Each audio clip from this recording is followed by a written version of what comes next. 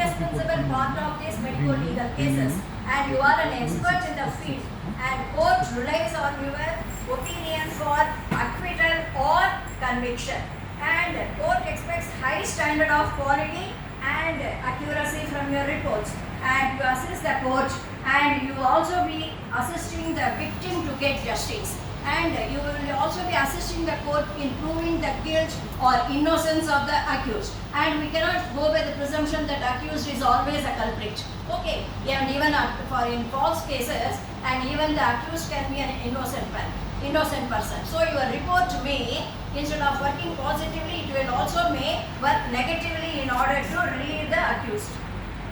Then you have a professional and legal obligation, and if breached, there will be some serious consequences also, and moreover in POXO cases and sexual related women cases, your role is very, very important. And law courts have high respect for men of medicine.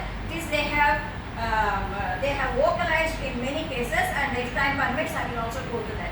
So here, doctor is not a witness, and you are not a witness actually, you are an expert, and your expert opinion, and because of your special education, expertise and experience, you see how many cases are now he is giving today, and for the 2 days, and we have been, even the scholars who have been in MD, they were also giving this case laws.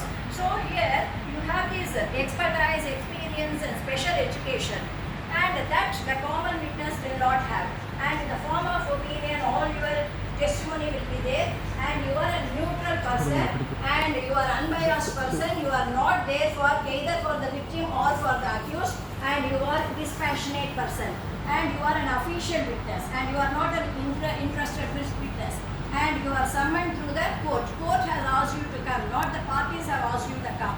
And next you assist the court to arrive at a decision, and you are a very good valuable participant in the justice delivery system, and your testimony is facta probentia but not facta probenda. Facta probenda is the facts that are to be proved. Facta probentia means the facts that are necessary for the facts to be proved. So all your forensic evidences and your medical reports, etc., they serve the value of facta probentia but not facta probenda. And I skipped another thing, and then I will go to the next. So this subpoena, this is nothing but the summons from the court of law, and under CRPC I don't want to mention the provisions you yourself learn, and to be present in a specified court. In which court? Because there are so many courts which deals with the crimes. Okay, in which court on which day, and these summons will be handed over to you directly or through your officer. And then if showing up is mandatory, yes, there is no to the showing up of mandatory, that is it is compulsory, and if you defy it, it amounts to contempt of court and liability, and it amounts to professional misconduct under your guidelines, that is a medical council of India guidelines. And now the court system, the basics there. The first one, that is the magistrate class, that is class 1 magistrate. He is a very important functionary in the entire justice administrative system. All the reports, all your forensic reports and intimations, everything, and you have to address only to the magistrate. You cannot directly go to the sessions court, or you cannot go directly to the high court, and he is the person who is empowered to take cognizance of all the crimes within his jurisdiction. Once all the reports, or that is all the FIR, everything has been made, and he will make the decision to which court the case has to be transferred. Okay, and this is the hierarchy you all know: magistrate and district and sessions, then high court and supreme court. Then that is in addition to the regular courts, you have POXO court, you have juvenile justice court, etc. also, and there your report is also be much valuable. Then yes, here there are 4 pillars we can say. The criminal justice system, the entire criminal justice system, that revolves around 3-4 things. Prosecution should prove beyond reasonable doubt. That means the forensic evidence and the medical evidence, you will be supporting that is prosecution. That means not supporting. That means on behalf of the duty of the prosecution is to see that the particular person has committed the crime. So all the traces and the evidences, reports, and you have to present, and on the basis of those evidences, the prosecution has to prove the case beyond reasonable doubt. And next, the accused is presumed to be innocent till he is found guilty beyond reasonable doubt. So this is the difference between the judge as well and the police. The police, he thinks otherwise. The accused is presumed to be guilty till he is proved innocent. Whereas the judges, they will say that the accused is proved to be, that is, he is presumed to be innocent till the guilt is proved. So this is the difference between the judiciary and the enforcement authority. And then the onus of proof never shifts on, that is, from prosecution to defense. And the main theme of the criminal justice system is that fair play should be given both to the accused as well as victim. We cannot say that the accused, because under the presumption that he has committed a crime, he should not have any rights. The fundamental rights are available to both the accused as well as the victim. Then relevant provisions, okay, I just skip it. And mainly IPC, CRPC and Indian Evidence Act. And all these provisions are put together will govern the medical evidence.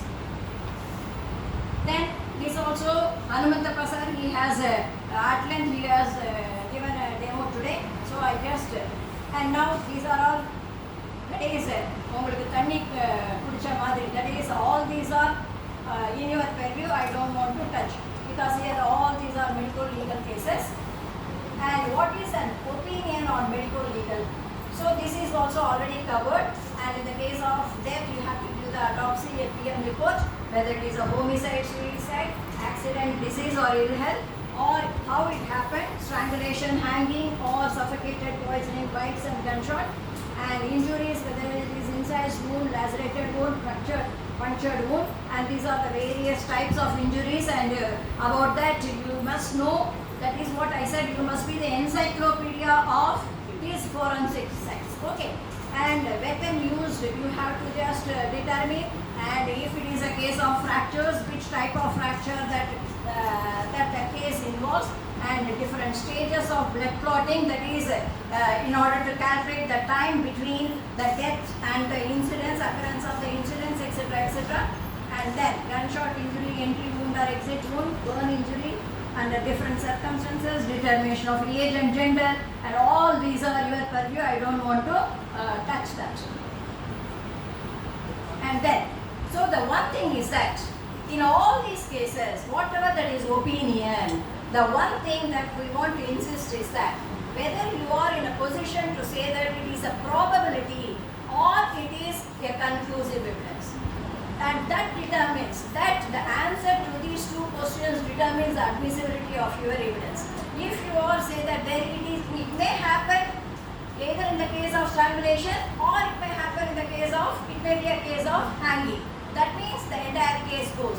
And it is, that is from homicide, it is transferred to, it is suicide. Okay. So these are the things that you have to take in the reason.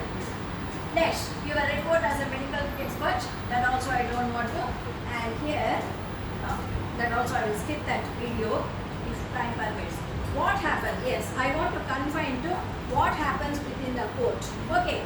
And here, both you will be administered both.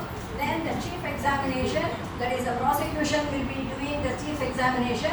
And in chief examination, you are allowed, that is your playground, where you, whatever you want to say about the report, about your, that is about your work, and it should be an open-ended question. And the chief examining lawyer should not lead the questions. He should not lead you that whether you have done it this or this is your finding. That is entirely up to you, and it is explorative. Okay. But whereas in the cross-examination, and you should be very careful in the cross-examination, what are the questions that I will also provide. And then, in case, in the cross-examination, what is the nature of the injury and how did you conclude, how did you arrive at this conclusion, is there any alternative also for that, all these things you will be grilled. And next, if something is left, if the chief prosecution feels that yes, there is a gap that the court should know, and he will take the opportunity of re-examination with the permission of the court, and even the judge can also involve, and in order to clarify, unless he clarifies doubts, he cannot write a judgment. So here in criminal cases, judges' involvement also will be more. And the judges will always be there to protect the rights of the forensic persons and the medical expert witness. And then after that signing of deposition, and you should not leave the court unless and until you are permitted. Okay. And then mainly the cross-examining lawyers, they want to just impeach your credibility and they want to test the accuracy of your opinion. Then here the areas of probing will be any flaw in a testimony about diagnosis and treatment and method and your report and your opinion. And they want to detect whether inconsistency is there in your report and your oral testimony. If there is some inconsistency, who will find the inconsistency? The cross-examining lawyer will always be waiting to find any flaw in the manner what you have written and what you are telling now. So if there is any inconsistency or uncertainty, so if there is, you yourself is uncertain about your opinion, then the court also cannot give weight for your report. So this is the thing. And the thing is, discredit your testimony and disprove the prosecution case and to claim the benefit of doubt. So even 1% of doubt will the benefit will go to the accused. So this is also one important principle that under most of the you may think that even after doing such a lot of work and ultimately you are not interested in the decision, no doubt. But ultimately the report says that and out of 100 accused and only 10 were convicted and all the 90 were acquitted. So if the data shows, then where is the drawback? One of the drawbacks is that the claim that is on the benefit of doubt, the accused escapes. Okay, so your report should not pave the way for giving a benefit of doubt to the accused. Then whether you can disclose the confidential information and your guidelines, it speaks, yes. And then reliability of medical evidence and offences against human body and the medical evidence is the primary role to take.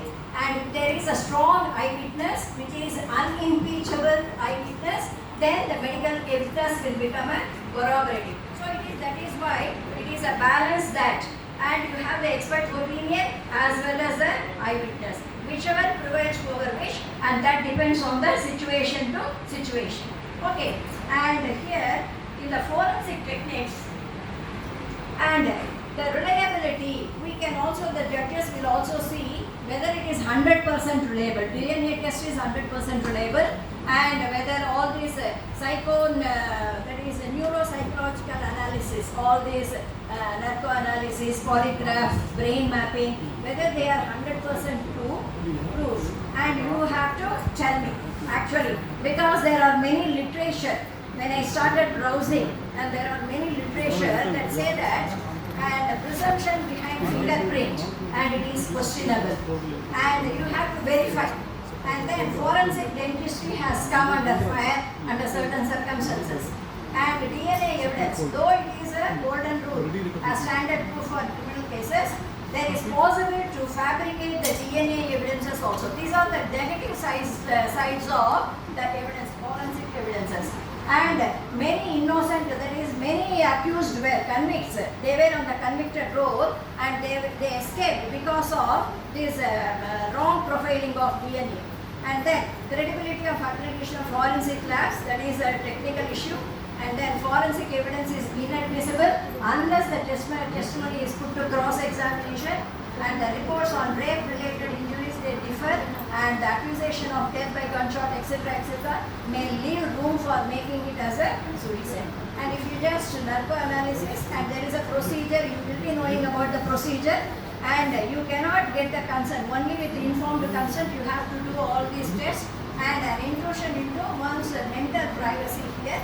And in Selvi versus State of Kerala, and sir has yesterday we have spoken that guidelines are being given to the by the Supreme Court.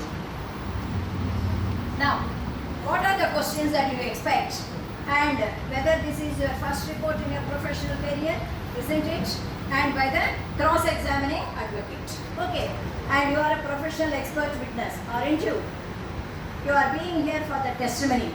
isn't it? Your witness work is on behalf of the prosecution side, is it? Is it your witness work is on behalf of the prosecution? No, it is not. You are not standing on the side of the prosecution, and you have your evidence. You are called to forth, that is, put forth your evidence. You are neither on the prosecution side nor on the defense side. Neutral side. Yes. Are you the same doctor whose evidence has been declared wholly inadmissible in such and such a case? Previous one, because the lawyers, the criminal lawyers, expert senior criminal lawyers, they will have a thorough knowledge about the credentials of all the forensic experts also within their jurisdiction. So they may also be keeping a track that in which cases and the forensic evidences have failed. That will be precedent for them. Okay, and you have been attacked for medical negligence. You never visited the accident spot. You were not provided with the FIR by the police. That is because the medical report, without seeing the FIR and without discussing the witness, that will be an unbiased one. And you should not be influenced by the FIR. You should not be influenced by the other testimonial of the witnesses, and you should stand on your independence. And that you did not do the autopsy personally, isn't it? Your opinion is based on number of presumptions, isn't it? And you have not followed the protocol in the procedure, isn't it?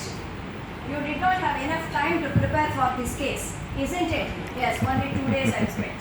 Okay, so that is a old record. Okay, and then how did you calculate the duration of the thought? These are all subjective. And whether you used this is a subjective. You would like the victim to get justice? No.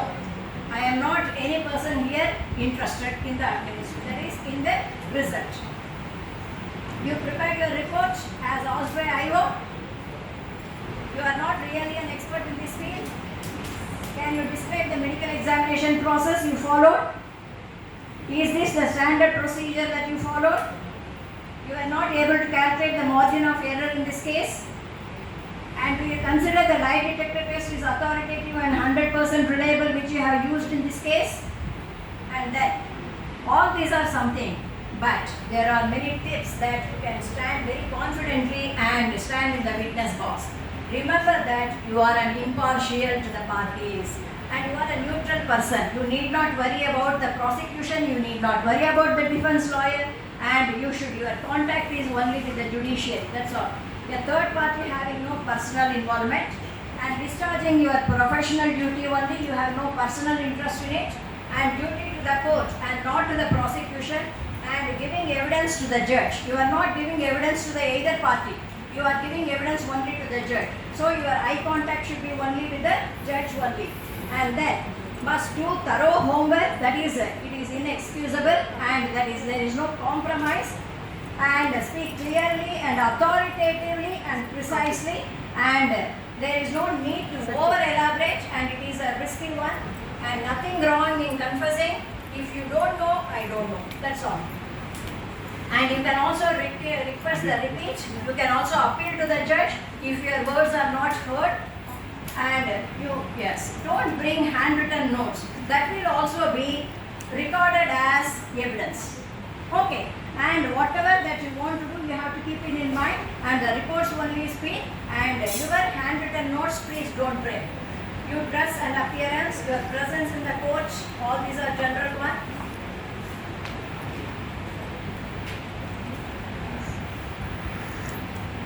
Do not lose temper to the defense lawyer, and naturally inflammatory questions will be asked to provoke, but stay calm. Inflammatory. And here, one case, Paramananda Katara. It is a very, very important case where it is a motor accident case, and it was inflammatory injury. questions. It was a hit and run case, and the next morning the news came in the newspaper. On the basis of the newspaper report, one public interest litigant, and he moved an PAL, public interest litigation, before the Supreme Court, and he wanted a prayer. He prayed the court that the court should issue a guideline to the entire country that every Indian citizen should have the right to first aid. Okay, and so the court has called upon all that is medical professional boards, that is IMA was invited to represent, and MCA was interested, and the health ministry was also called upon, and the Union of India said that yes, here in this case that he was a victim of hit and run, and the people around that is in the street, they have brought him to the doctors, and the doctors refused. No, this is a medical legal case, we will not look into. You please better go to a hospital from some 20 kilometers away. In the transit, that is the patient succumbs to his injury and he is dead. So here, in this case, the court was very much organized by by the conduct of the doctors, and it said that, and the Union of India, it said that there is nothing in IPC, Indian Evidence Act, and CRPC preventing the doctors to give that is first aid, and even the medical board, and they have also said that we have a guideline, that is 1970 guidelines. You may be knowing thorough about it. 1970 guidelines that the professional duty of every doctor is just to treat the patient, give first aid, and also preserve the life. Only after all the legal formalities should follow. So this is the case where the court has said, and the taking lame excuse that I have a right to choose my patient and I will not treat medical legal case, or it does not happen within my jurisdiction. All these are violation of Article 21. Okay, and the court it said that it has even taken the practical difficulties of the doctors, and we understand that their apprehensions have long, strong basis, but saving a human life is the utmost duty, being a noble profession. Let the police, the lawyers, and our law courts do not harass the doctors unnecessarily in the name of interrogation or any official formality. Dragging the doctors to the police station should be avoided as far as possible. Unless the evidence is necessary, our law courts will not summon a medical professional to give evidence. Even if he is summoned, attempt should be made to see that the men in this profession are not made to wait and waste their time unnecessarily. And here this is the quote, I repeat, our law courts always have respect for the men in the medical profession. So here the Medical Council of India, and it was ordered to circulate the 1970 guidelines, which was kept in cold storage because it was there, but it not reached to the grassroots level of the medical health care. Okay. And here also one more case, and this was a very important case where a summons was served to the doctor, but he did not attend because his allegation was that no notice was served to him, but the magistrate has issued a non-bailable warrant, and apprehending the non-bailable warrant, arrest. Okay, he came, he rushed to the court, but the call work will be there. His case was called, and he was, as his lawyer was somewhere engaged in another court, he was made to wait. Till 1:40 he was made to wait. In the meanwhile, another proceeding, the court has taken up another proceeding. Till 1:40 he was receiving some calls from his hospital. He was appeared to be much disturbed. So then he shouted, and the open court he rose and he shouted that, and it is unnecessary wasting of time, and the court is making me to wait till 1:40 because I have come at 9 o'clock in the morning, and it was treated as a contempt of court by the court, and it has issued a memo asking for explanation within two hours, and why your conduct should not be treated as contempt of court. And he came up with a reply that at 1:40 one of his patients in the hospital, and he died because of his attendance, because of his presence in the court. He could not, he was suffering from some medical words, respiratory depressive syndrome he was suffering from, and because of that, because of lack of proper medical attendance at the proper time, and he has lost a patient. So because of that, in that agony he has shouted. So the court also accepted, and it just a little fine, and the magistrate has closed the file. But that advocate whose proceeding was obstructed in the court, he wanted to see that this doctor should be penalized for shouting in the court. So he said, he even threatened the magistrate that and I am going to file an FIR against the doctor, and I will also make you as a witness for all the things that has happened in the court. And the court said that the file is closed, I cannot do anything. The lady magistrate, and she said the case is ended, I cannot do it. Then this man, he filed a FIR. In order to quash the FIR, and this doctor, he went to the High Court and then to Supreme Court, and here the court observed no justification for the magistrate to issue a non-bailable warrant to the doctor. Even if it is a case of non-appearance in record, that is summons, and he could have issued only a bailable warrant, non-bailable warrant is not. The advocate conduct is revengeful and it is highly condemnable. And when therefore ordered the cost of 5,000 by way of compensation by the advocate to the doctor for his misconduct, and the conflict here as to which profession is superior between the medical profession and the legal profession, black versus white, and it has come to the fore in this case. But the court said, in our opinion, guidelines are always required to be framed in criminal manual so that the doctor should be allowed to perform his duty, first duty to attend to the patient rather than in the court as a witness. So these are all certain court observations which has taken the practical difficulties of the medical professionals and the forensic experts, and date and time will be pre-scheduled in consultation with the experts. Doctor is not to be asked to wait in the court for hours together, and in case presiding officer is on leave, the doctor will have to go back, which is not at all desirable, and he should be properly communicated.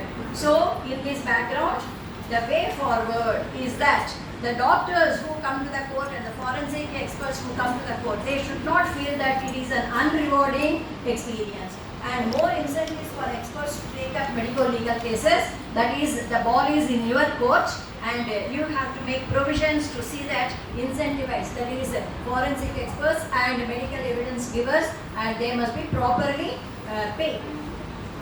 Court atmosphere should be more conducive, and court guidelines should be enforced, and even all the guidelines. Yesterday we were talking about many guidelines, isn't it? So all the guidelines should be followed. No, sir. Rarely. No, rarely. This national conference is first time from our side. Well-let bill infrastructure and funding from the government, and all these are certain guidelines, and first duty to first aid, life-saving medical care, no legal formalities till the patient is presented, and then identify whether MLC or not. You are the sole decision maker. Intimate to the nearest police to take legal evidence. Intimate to the magistrate. Due to litigation fear, should not avoid or should not manipulate it as a non-MLC case. Without your assistance, the justice system will collapse. Okay, and you have the honorable duty, a responsible position, and the society also thinks you, keeps you in the highest altar next to God. Okay, and these are so many acknowledgements, and thank you.